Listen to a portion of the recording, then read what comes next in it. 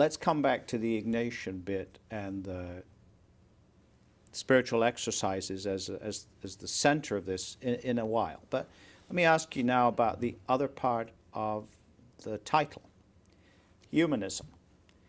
Now, this is not exactly the kind of word most people expect to find in a text about a religious phenomenon.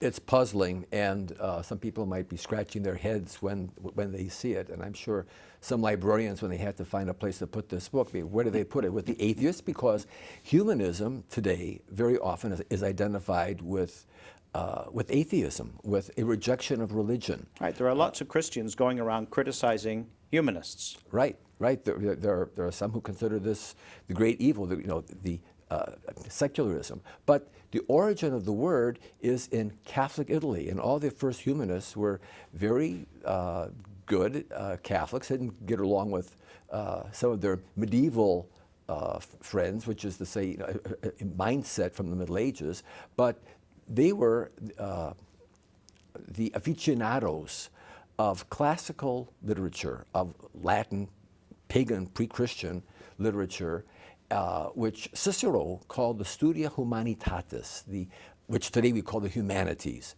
So they were the early humanists, the first humanists, the umanisti as they were called in the schools, were the teachers and students of literature, and of Latin classical literature, Seneca and Cicero. And they thought that imitating the Latin of these pre-Christian orators and statesmen and writers would help them in their own Latin. And then they found in these works, in these classical works, however, not only elegant literature, but inspiration and wisdom and truth and beauty. So they began to foster, both for its elegance but also for its wisdom and truth, this classical literature. So you're putting Ignatius in this particular framework. This is the kind of education he received. When we think of St. Ignatius and Ignatian spirituality and Jesuit spirituality, it's very autobiographical. Certainly he looks at God operating in his life. He said he felt that God was like a school teacher who was teaching him something. But he was also affected by his culture, which he takes for granted, like the air we breathe. Yeah. And it was a Renaissance and humanist culture. And there are influences from Renaissance humanist culture that affect his spirituality, that affect his outlook on life.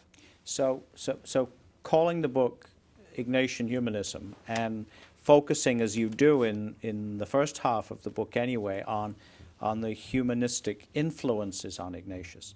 Are you making a point? Yes. Well, among the points is that it's especially appropriate, I think, for our day. One of the characteristics of Renaissance humanism was an emphasis on the school and addressing not only people's minds, but also people's hearts. The whole person, as it were. And Ignatian spirituality tries to address mind, heart, imagination, will, and in this way it's very holistic. Also, part of Ignatian, or part of Renaissance culture, and the ideal was to create men who would make a difference in society, who were, say, Seneca and Cicero, were statesmen, were orators. And the ideal of Renaissance education was to produce someone who would be a leader who could persuade people to a certain way of life, to improve their way of life, to civic virtue.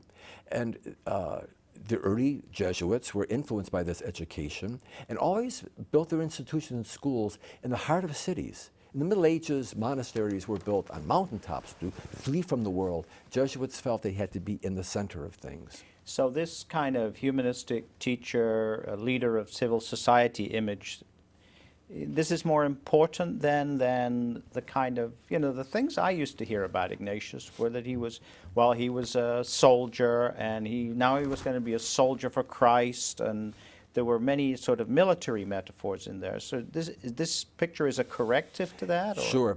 First of all, Ignatius was a man of his time, and there were many books about, if you will, the church militant. That was common jargon in those days, and he was really more of a diplomat than he was a soldier. But although he does use soldierly metaphors in the spiritual exercises.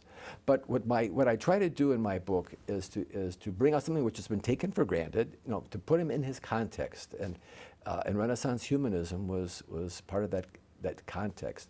For example, if your aim is to produce orators who can move an audience, part of good rhetoric is to be able to accommodate yourself to your audience.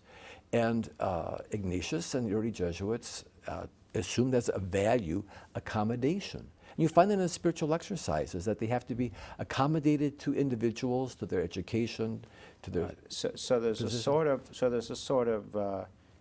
there's a clear sort of educational purpose at work here, right? So let me stop you there for a second, because I think the question of how we use this spirituality in today, and particularly, perhaps particularly in a university context, that's something we might want to explore in a few minutes. But we're going to take a quick break now, and we're going to return with more from Dr. Ronald Modras. So don't go away. We're coming right back.